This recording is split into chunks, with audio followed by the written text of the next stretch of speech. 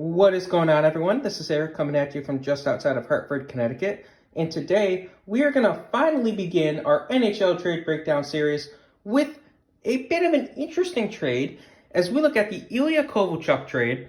And this trade occurred on February 4th, 2010. Now, this trade isn't interesting because of the trade itself, but more because of the background to this trade. So, Kovalchuk was in the final year of his contract with the, at the time, Atlanta Thrashers. And he was unable to come to an agreement with Atlanta on a new contract.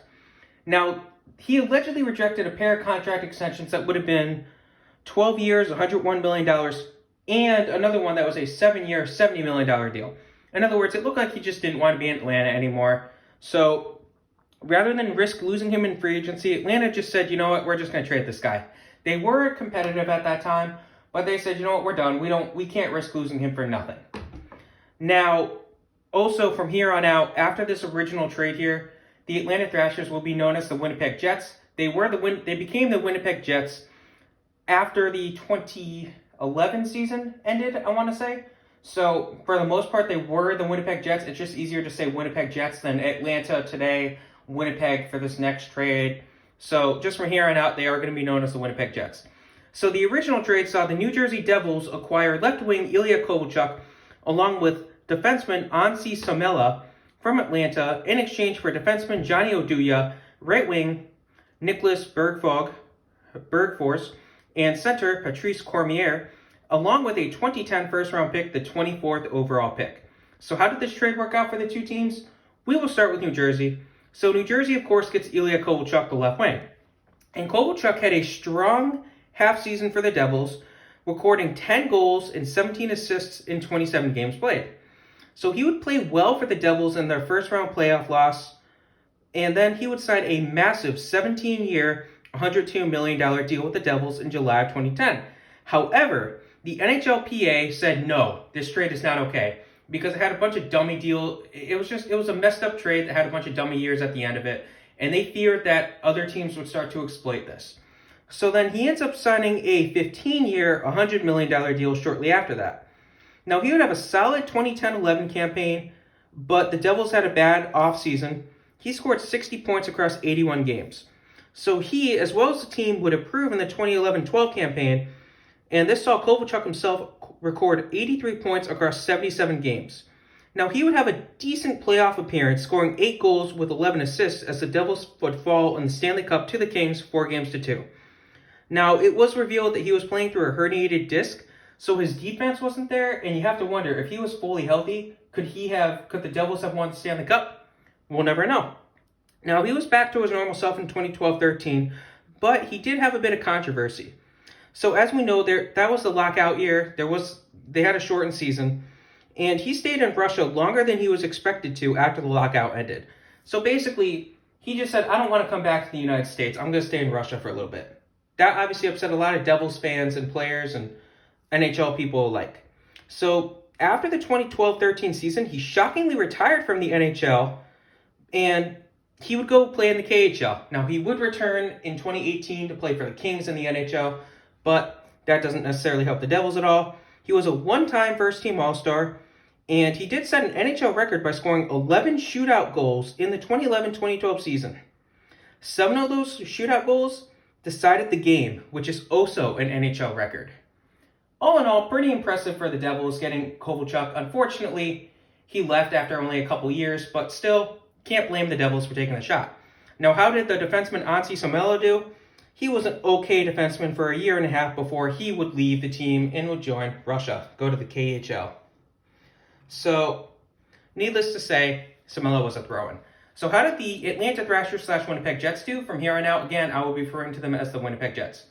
So defenseman Johnny Oduya. Oduya was a steady defensive-minded defenseman for 2 years before he himself was traded. Now, he gets traded here. And he was traded to the Chicago Blackhawks in exchange for a pair of draft picks in 2013, Chicago's second and third rounders, which were the 61st and 91st, respectively.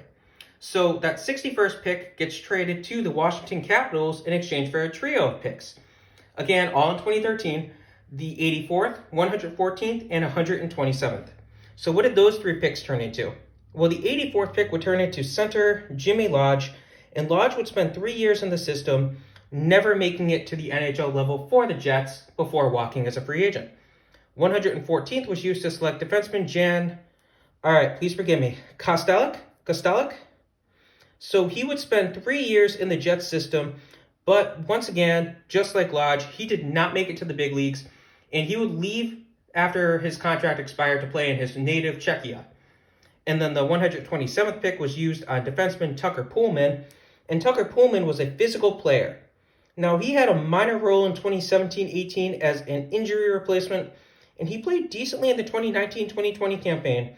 Now, he has shown some promise in this 2020-2021 campaign.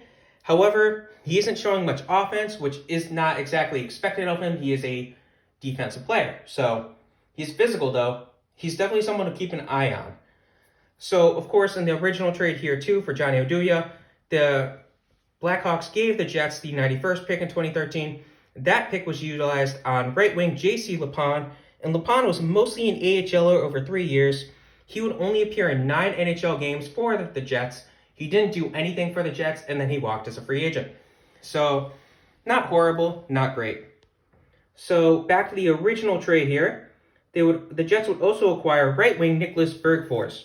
Now, Bergfors, he showed some promise as he was named to the all-rookie team, but then he would slump in year 2.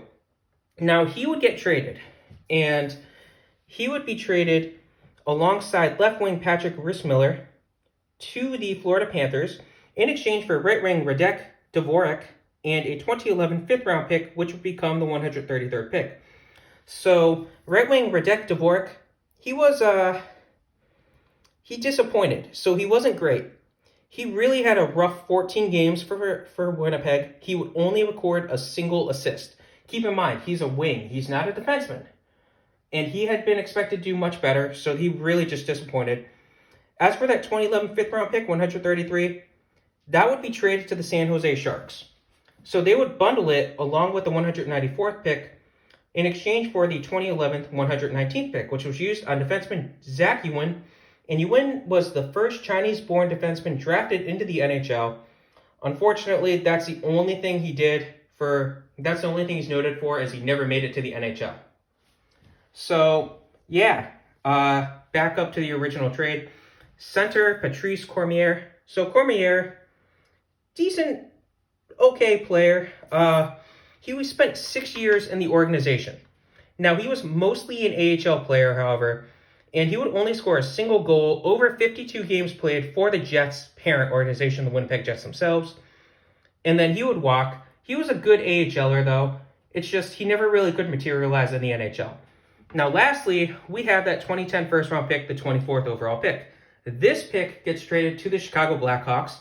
Now, this is a bit of a blockbuster trade that could have very well made its own video, but we're going to include it here. So, the Blackhawks would receive the 24th and 54th picks in the 2010 draft, as well as left wing Jeremy Morin, center Marty Reasoner, and right wing Joey Crabb from Winnipeg in exchange for defenseman right winger Dustin Buckland, left wing Ben Eager, defenseman Brent Sopel, and defenseman right wing Akeem Aliu. So how did those 4 players do in Winnipeg? We'll start with Dustin Buckland. So Buckland made a strong first impression for the team, and he would sign an extension. He continued to play both right wing and defenseman, but he was mostly a defender. So basically, Buckland was a defenseman by nature. Chicago said, we're going to put this guy at we're going to try him out on wing. He did okay at wing, including a Stanley Cup win. And then they basically said, all right, you're going to trade him. And Winnipeg says, we're going to put him back at defense, but he's still going to play wing periodically. So it was an interesting thing. Now, he would show decent offensive stats and okay defensive stats, but he continued to play well offensively throughout his time in Winnipeg. So they ended up moving him to defenseman, but he still produces on offense more than a typical defenseman not named PK Subban does. And he was good. Now, in September of 2019, he decided that he did not want to remain with the Winnipeg Jets organization, and they would part ways after the 2019-2020 campaign. He was a 3-time All-Star for the Winnipeg Jets. Left wing Ben Eager. So Ben Eager, he was his typical enforcer self for a half season before being traded. He was just a physical guy. He was a checker, if you want to call him that. He would only score 3 games over 34 games for the team. 3 goals in 34 games, sorry. And then they would trade him to the San Jose Sharks in exchange for a 2011 5th-round pick, the 149th pick, which they would use on right wing Austin Broussard. So Austin Broussard, he never played in the NHL. Nothing came of him. Back up to this one. So Winnipeg also got defenseman Brent Sopel. So Brent Sopel, he was an okay third, fourth line guy. Nothing great. More of a third pairing defenseman for a half season before he was traded. And he gets traded, he gets traded here to the Montreal Canadiens alongside left wing Nigel Jaws in exchange for center Ben Maxwell and a 2011 4th round pick, the 108th pick. So Ben Maxwell, he would score a pair of goals over 21 games before he was waived. He didn't come back. And then the 108th pick would be traded to Montreal, oddly enough. So they would trade, sorry about this mess right here. They would trade the 108th pick along with the 97th pick to the Les Canadiens in exchange for the 78th pick. So with the 78th pick, the Jets would select defenseman Brennan Cervelle. And Cervelle never made it to the NHL. So nothing amazing. Lastly, we have defenseman right wing Akim Ayu.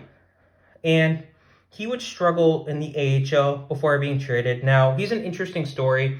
They tried to use him as like a goal scorer, and he wasn't really good at that. He was more of an enforcer type guy. So then they just kind of gave up on him. They let him play elsewhere.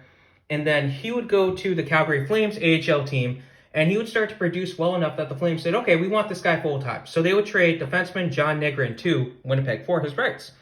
And Negrin only spent a half season in the NHL for Winnipeg before he would walk as a free agent. So, all in all, the Jets didn't get too much for Ilya Kovalchuk, which it is what it is. They turned some stuff into, a lot.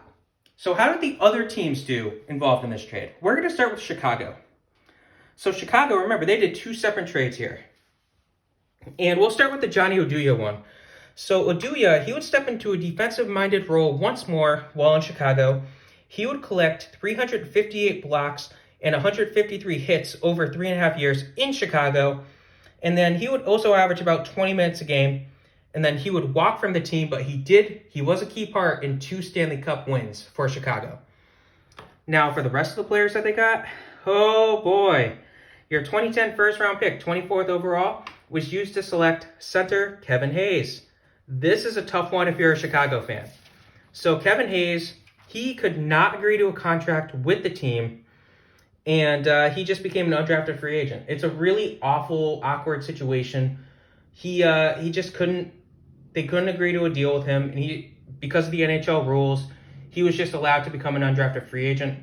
So, yeah, needless to say, it hurt. It hurt Chicago. That second-round pick, 54th overall, would be used on defenseman Justin Holl. And Holl would spend his time there in the ECHL and the AHL. He never made it to the NHL for the Blackhawks before he would walk. The other 3 players, left wing Jeremy Morin. Morin bounced between the AHL and the NHL for 4 seasons before he was traded away, not discussed. Now, he was mostly in the AHL, though. He would score 8 goals over 39 games for the parent club. Center Marty Riesener was traded before he even played a single game for the Blackhawks. Once more, not discussing that trade. Right wing Joey Grab on the other side. Now, this trade would occur right before free agency started. So they traded the rights of Joey Crab to Chicago, and Crab they couldn't agree to a contract, and he just left before even basically doing anything for Chicago. So, yeah, Chicago, nothing great. I mean, you got Oduya, and you have an interesting story with Kevin Hayes. Next, we're going to discuss the San Jose Sharks. And the San Jose Sharks made 2 separate trades. So Ben Eager, in particular, he was less of an enforcer than he was before while in San Jose, but he was still okay. He would walk after that half season was up. As for the 2 picks, 133rd pick in 2011 was used to select center Sean Kuraly. And Kuraly, he ends up getting traded before even playing in the NHL for San Jose. Obviously, he went to Boston. He's been doing decent in Boston. That trade is not discussed today. The 194th pick would be used on center Colin Blackwell. And Colin Blackwell, he never played for the parent club or the AHL even. So, yeah, I don't know if he didn't sign or if he just never made it to the... I don't know exactly what happened with that. It's tough to find some of these guys, some knowledge on some of these guys. He just never played for any of the clubs, AHL or NHL. Next, we have the Montreal Canadiens. And the Canadiens made 2 separate deals as well. Again, I apologize for the mess right here. So in the 2011 draft with the 97th pick, they would select defenseman Josiah Didier, and he failed to score a single. Well, he never made the NHL, I should say. And he's currently an AHLer, but he's not in the Montreal system. He currently plays for Boston. He just never developed. With the 108th pick in 2011, they would select left wing Oliver Archibald, and Archibald, he never made it to the NHL. So, and then in the second trade here, defenseman Brent Sopel. Sopel, he didn't score a single point over 12 games for the Canadiens before he would leave the organization to play in the KHL. Left wing Nigel Dawes, similar story. He failed to make an impact over only 4 games for Montreal before he would join the KHL. Interestingly enough, Dawes used to be a superstar for the Hartford Wolfpack. So, yeah, just a little side note on that one. We only have a couple more teams to discuss here. So the Calgary Flames, they would get Akeem Aliu, and he moved into a checking role, as I had mentioned before. He would only play in 7 games in the NHL before he would walk from the team. And, yeah, nothing really came of him. But he was a good AHL player. Then we have Washington. So Washington had the 2013 61st overall pick, which they would use on left wing Zach Sanford. And Sanford, for them, would bounce between the NHL and the AHL for the 2016-17 campaign before he was traded away. That trade will not be discussed here. The Florida Panthers are the last team that we're going to discuss today. And they got a pair of wings. Right wing Nicholas Bergfors. He was okay over 20 games for the team, but he didn't do as well as he was expected to do. So basically, both teams got a disappointing right wings in this trade. And then he would walk as a free agent. And lastly, we have left wing Patrick Rissmiller. And Rissmiller himself, he spent a half a year in the AHL, the other half in the NHL. But he would walk. He didn't leave an impact for Florida. So that was the Ilya Kovalchuk trade in its entirety. I hope you guys enjoyed this video. Kovalchuk, interesting story. Not a great trade. Not a lot of great players involved in this trade. Hold Kovalchuk himself. Have a good rest of your day.